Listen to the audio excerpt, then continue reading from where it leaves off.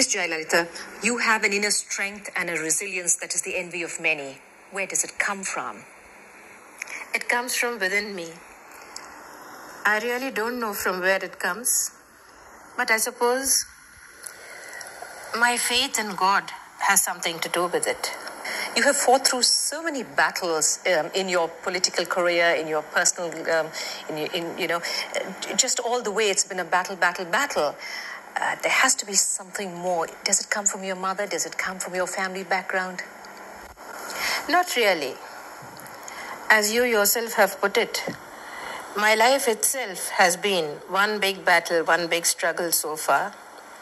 But neither my mother nor anyone else in my family were ever involved in politics. So, it's a good thing I didn't know beforehand that this is the kind of life I would have to lead. Otherwise, probably, I would have tried to run away. Probably chosen a different path, maybe. Yes. I didn't really have much choice. I didn't have much say in my choice of career. Because, as you know, first I was a part of the film industry. That was due to the influence of my mother. And the only reason I got involved actively in politics was due to my political mentor, Mr. M.G. Ramachandran.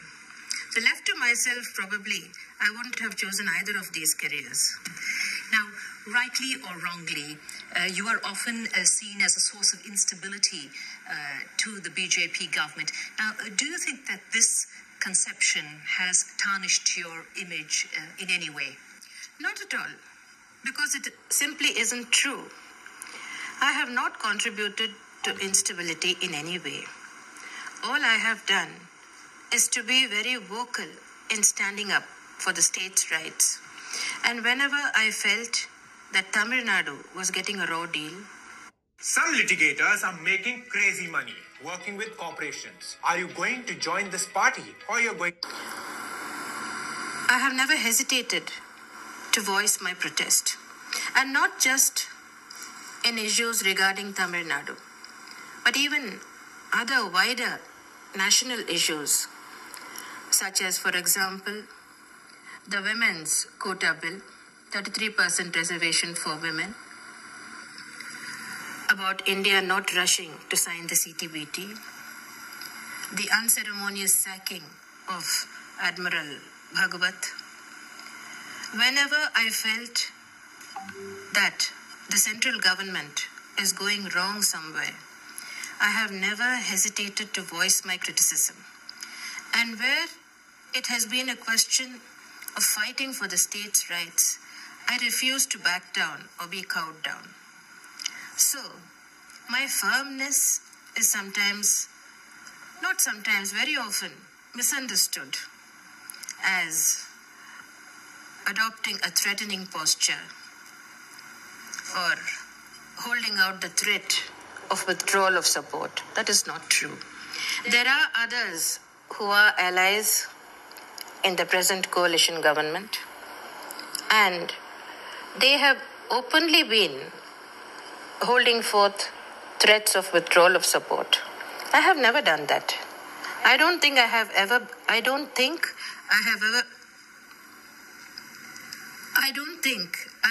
behaved in such an immature fashion.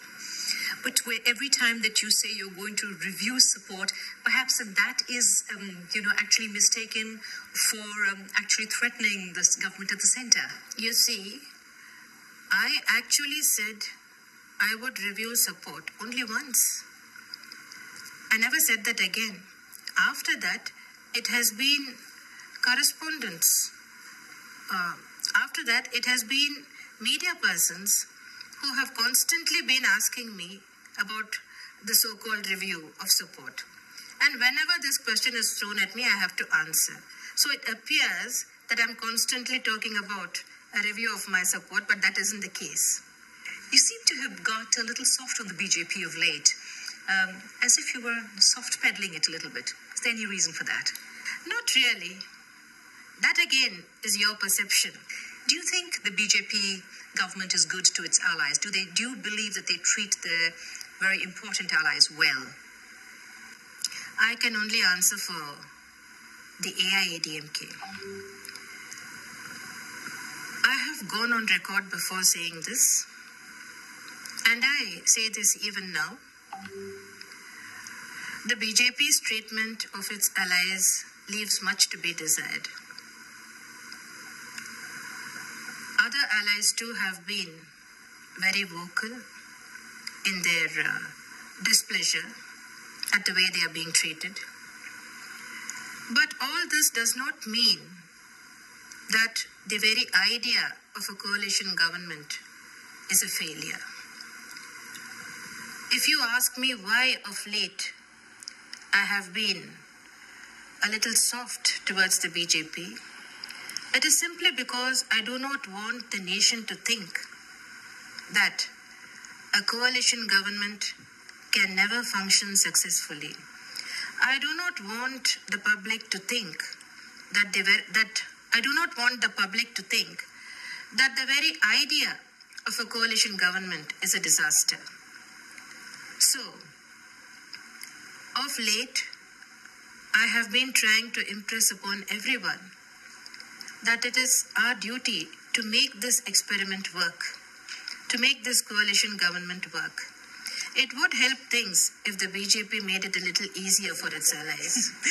How do you expect them to do that? By being more accommodating, by engaging in consultation more often, especially where important policy decisions are concerned. Are you a bit disappointed that the BJP has possibly let you down? And I say this with reference to the fact that you have been crying hoarse for the dismissal of the DMK government. So, in retrospect, do you think that you've been let down by the centre? It's not a question of the BJP letting down Jayalalitha, the individual. It's a question of the BJP letting down the people of Tamil Nadu.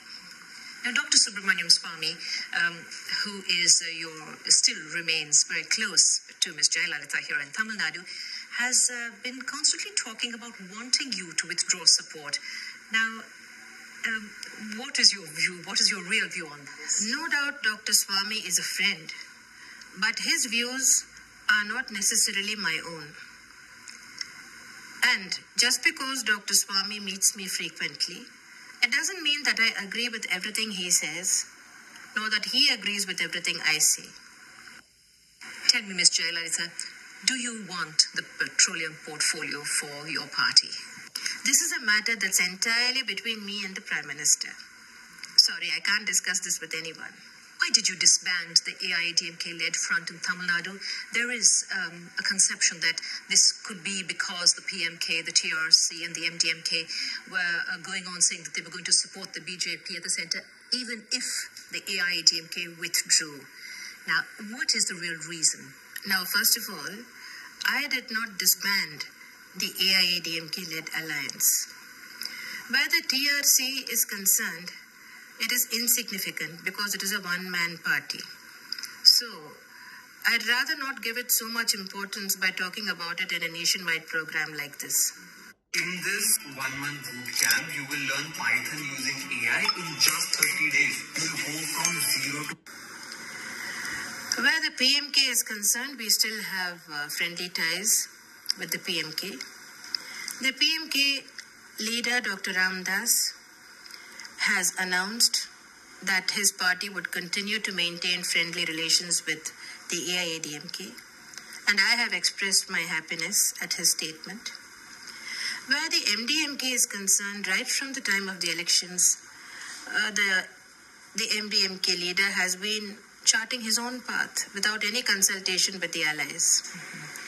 The 25th, coming up in a few days' time, is a very crucial day in the Supreme Court about the special courts and the special judges. Now, is there any apprehension in your mind as this day comes closer? Is there any nervousness at all? I don't see any, but is there any inside? I'm not nervous in the least because I have faced so many courtroom battles. This is just one more in the long series as far as I am concerned. And I prefer to take each day at a time. What will be, will be. My worrying or not worrying is not going to change things at all. What about the allegation that you have used your law minister who belongs to your party to try to influence in regard to these special court cases? No, that's not a correct interpretation at all. I'm sure you must have read the law minister's statements. Whatever he has said is quite accurate. The state government in Tamil Nadu has acted against the constitution. I do not wish to say anything more about this at this juncture because the hearing is coming up very soon on the 25th before the Supreme Court. And I don't want to be hauled up for contempt of court. This matter is sub judice. And I must tell you that the DMK state government here is just waiting with bated breath to see whether I won't say or do something that would make me liable for prosecution, that would make me liable to be hauled up for contempt of court. So I don't want to oblige them. I'm sure you'll understand. If it should ever happen, do you think that Sonia Gandhi would ever make a good Prime Minister of India? It's a hypothetical question. I prefer not to answer that now. You know her well, of course. I can't say I know her very well. I know her, that's all. What is your opinion about the problems that we are having at this point of time with the Shiv Sena and the cricket? There's a lot of confusion. I think what the Shiv Sena is doing is simply absurd, condemnable, and the central government should not allow this to continue any longer. What about the central government continuing to be friends with the Shiv Sena despite what's going on? Do you think that this is the kind of thing that could precipitate into them actually, not being friends anymore and breaking off with each other? They did have an alliance during the time of the elections. But what the Shiv Sena is doing now is simply unconscionable, and no responsible central government can allow the state of affairs to continue. The central government should act firmly with the Shiv Sena and put them where they belong, behind bars. Do you ever see yourself, Ms. Jayalalitha, quitting politics? Very often. That's my dream. And what would you do? I'd live on my farm, not having to meet people, not having to answer telephone calls, not having to make speeches. I'd live happily amongst my books, my music, with my pets, my dogs, and I love agriculture. That is my dream, in fact, to quit politics and live on my farm, away from the rat race, away from the madding world. A dream that could come true anytime? Who knows? It's a dream after all. Everyone has a favorite dream. This is mine. Now, as a political leader, do you ever feel the problem of not having freedom and not having privacy? Yes. That is something I sacrificed when I entered the film industry, not just when I came to politics. I was 16 when I first took up acting as a career. And right from that day, I have sacrificed my privacy. And after I came to politics, I have totally sacrificed my personal life because everything is up for public view. There is nothing that I have for myself. No time for myself. You probably dream of being away from people like me. I like you very much. I have noticed of late that you have become more press-friendly and somehow you're much more amenable to people talking with you. What has made this change? I'm growing day by day. I'm evolving. I think I've become more mature. And able to handle probably people who are difficult? Yes. I think I have learnt a lot, and one keeps learning as one goes on. Earlier, I used to get irritated and angry with the media. Now I don't. I take everything in my stride. You've often talked of not having a very favorable press. Well, that's the truth. Why do you say that? just look at all that's been written about me right from the time I came to politics. I've really taken a bashing in the press. Would you accept it if it was a balanced story, Ms. Jayalalitha? Would you accept it if You see, if what it was has fair? really hurt is that most of the criticism against me has been without any basis, based on wrong facts, based on false information, and based on a total misunderstanding of me. Many of the stories that have been written about me are pure fiction. I wouldn't mind if the criticism was constructive, or even if the criticism was based on true facts. But that has rarely been the case. Well, I hope the situation will improve now that you are amenable to people talking with you. And on that note, I would like to say thank you very much indeed. And I do really appreciate your time today. It's been a pleasure talking to you.